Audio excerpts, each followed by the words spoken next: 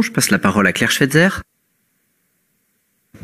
Alors, merci Monsieur Brancourt pour cette présentation de la charte d'engagement des acteurs de la construction et de l'immobilier. Sur le fond, rien à dire. Je salue les engagements pour un développement immobilier équilibré, très bien.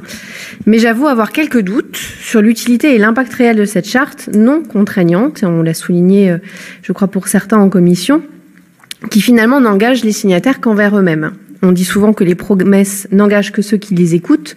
Or, c'est bien malheureusement le principe de ce type de charte. Puisque nous constatons que nous avons besoin de mieux réglementer la construction, si nous faisons ce genre de charte, c'est qu'il y a un constat qui est posé, donc de la construction et de la promotion immobilière, pour qu'elle soit juste, durable, écologique. Alors pourquoi ne pas le faire avec une réglementation réellement plus contraignante, délibérée dans nos institutions démocratiques et qui seront contrôlées, sanctionnées par les pouvoirs publics?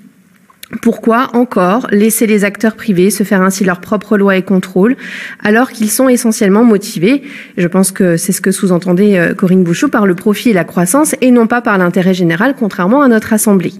La notion de responsabilité sociale a pour moi ses limites, le soft power a ses limites, ça prend aujourd'hui trop de temps alors que le temps nous n'en avons pas forcément beaucoup.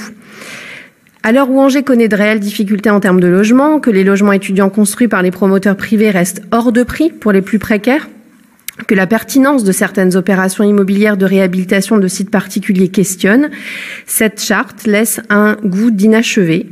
Donc, compter systématiquement sur le bon vouloir des acteurs privés sans aspect coercitif est ambitieux, peut-être même utopique. J'ai du mal, de mon point de vue, à croire cela suffisant.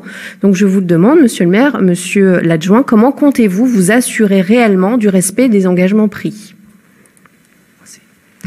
Mes chers collègues, des débats comme cela, on peut en avoir à l'infini, et je remarque que vous avez une vraie capacité d'inventivité dans nos minorités.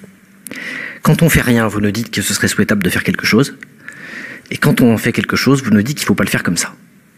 Si c'est à peu près comme il faut le faire, vous nous dites que vous n'y croyez pas et que ce n'est pas contraignant. Ou alors vous nous expliquez qu'on aurait dû le mettre en place plus tôt. Ou alors qu'il faudrait y aller plus fort.